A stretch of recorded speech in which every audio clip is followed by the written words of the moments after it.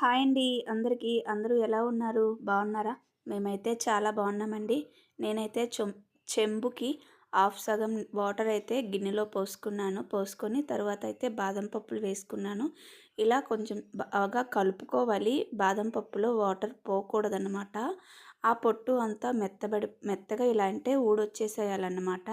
అలా ఉండాలి. బాదం పప్పులు చూడండి ఎలా వచ్చేస్తున్నాయో, ఇలా అంటే అలా వచ్చేసేయాలి.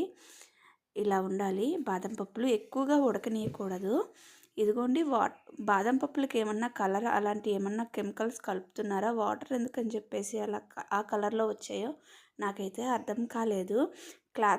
వెంటనే క్లాత్లో వేసి ఇలా శుభ్రంగా తుడిచేసుకోవాలి. బాదం పప్పులోకి వాటర్ అయితే పోకూడదు. ఇలా అంటే అలా పొట్టు మొత్తం ఊడొచ్చేసేయాలి. అలా ఉండాలన్నమాట.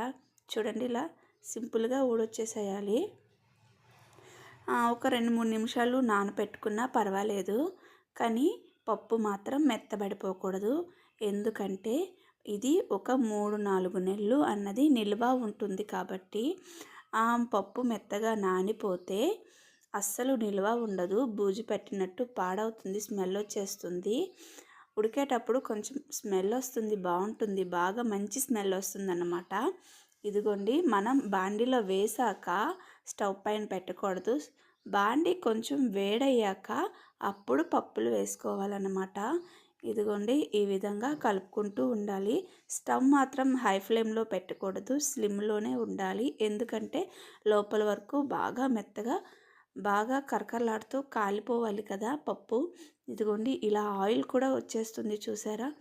అలా ఆయిల్ ఏమీ ఉండకుండా బాగా డ్రైగా బాగా బాగా లోపల వరకు పప్పు మొత్తం బాగా కాలిపోవాలి. ఇలా వేగేటప్పుడు మంచి స్మెల్ కూడా వస్తుంది. బాదం పిల్లలకి పెద్దవాళ్ళకి అందరికీ చాలా హెల్త్కి మంచిది కదా. ఈ మనం పాలల్లో పిల్లలకి బూస్ట్, హార్లిక్స్ ఇవి కలిపిస్తూ ఉంటాం కదా. అవన్నీ కొన్ని రోజులు పక్కన పెట్టేసి ఈ బాదం పౌడర్ని పిల్లలకి ఇవ్వండి. ఒక నెల రోజులైనా హెల్తీగా ఉంటారు, తెలివిగా ఉంటారంట కదా బాదం పప్పులు ఇస్తే పిల్లలకి. ఇవి ఎందుకు వేపుకుంటున్నానంటే మనం పైన గార్లిక్స్ చేసుకుంటాం కదా, అందంగా కనిపించడం కోసం అని చెప్పేసి దానికోసం వేపుకుంటున్నాను. తరువాత ఇవి పాలు మీగడ రాకుండా బాగా కలిపేసుకోవాలి. స్లిమ్లో పెట్టి కలుపుకుంటూ ఉండాలి దగ్గరగా చిక్కబడేలాగా. ఇందులో కన్స్టెంట్ పౌడర్ కూడా వేసుకుంటారు. కన్స్టెంట్ పౌడర్ అంత హెల్త్కు మంచిది కాదు అని చెప్పేసి నేను వేసుకోలేదు. ఇంకో పక్క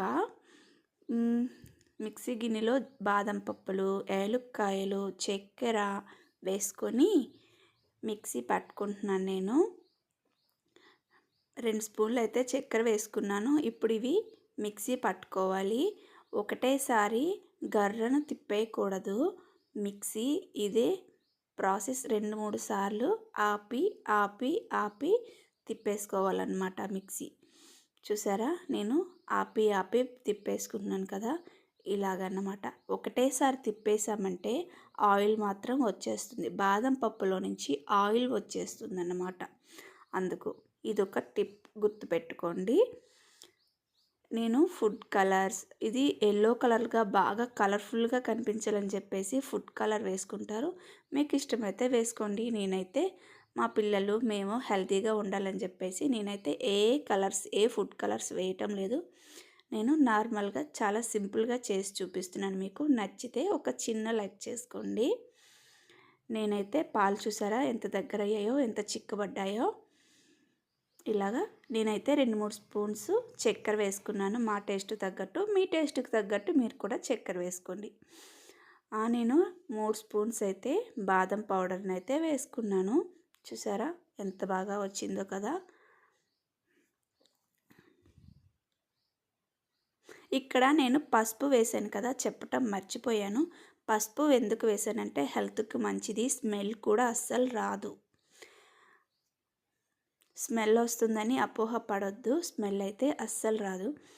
ఇవి ఎందుకు చిక్కపడలేదంటే ఇవి వేడివేడిగా ఉన్నాయి కదా, అందుకని పల్చగా కనిపిస్తున్నాయి.